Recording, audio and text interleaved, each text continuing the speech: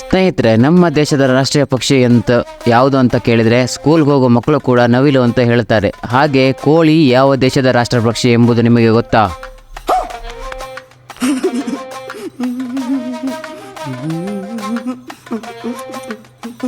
ಏನು ಕೇಳಿಬಿಟ್ಟೆ ಶಾಕ್ ಆಯ್ತಾ? ಹೌದು ಸ್ನೇಹಿತರೆ, ನನಗೂ ಕೂಡ ನಿಮ್ಮ ಥರನೇ ಶಾಕ್ ಆಯಿತು. ಸುಮ್ಮನೆ ಇರಪ್ಪ, ಕತೆ ಕಟ್ಬೇಡ ಅಂತ ಬೈಕೋಬೇಡಿ. ಇದರ ವಿಶ್ಲೇಷಣೆ ಈ ವಿಡಿಯೋದಲ್ಲಿ ಇದೆ ನೋಡಿ. ಪ್ರತಿ ದೇಶವು ನಿರ್ದಿಷ್ಟ ರಾಷ್ಟ್ರೀಯ ಪ್ರಾಣಿ ಮತ್ತು ರಾಷ್ಟ್ರೀಯ ಪಕ್ಷಿಯನ್ನು ಆಯ್ಕೆ ಮಾಡುತ್ತದೆ. ಹಾಗೆಯೇ ಕೋಳಿ ಕೂಡ ಒಂದು ದೇಶದ ರಾಷ್ಟ್ರೀಯ ಪಕ್ಷಿ. ಆ ದೇಶದ ಹೆಸರೇನೋ ಗೊತ್ತಾ? ಈ ಪ್ರಶ್ನೆಗೆ ಉತ್ತರಕ್ಕೆ ಬರೋಣ. ಸ್ವಲ್ಪ ಬುದ್ಧಿವಂತಿಕೆಯಿಂದ ಉತ್ತರಿಸಲು ಸಾಧ್ಯವಿದೆ. ಇದಕ್ಕೆ ಸರಿ ಉತ್ತರ ನಮ್ಮ ನೆರೆಯ ದೇಶ ಶ್ರೀಲಂಕಾ. ಇಲ್ಲಿನ ರಾಷ್ಟ್ರೀಯ ಪಕ್ಷಿ ಶ್ರೀಲಂಕಾದ ಕಾಡು ಕೋಳಿ.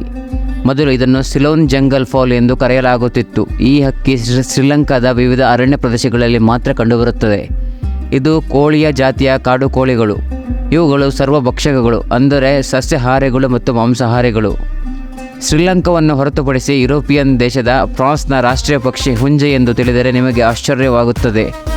ಇಲ್ಲಿ ಗಾಲಿಕ್ರೂಸ್ಟರ್ ಅಂದರೆ ಒಂದು ಬಗೆಯ ಕಾಡು ಕೋಳಿಯನ್ನು ರಾಷ್ಟ್ರೀಯ ಪಕ್ಷಿಯನ್ನು ಅನ್ಅಫಿಷಿಯಲ್ ಆಗಿ ಮಾಡಲಾಗಿದೆ.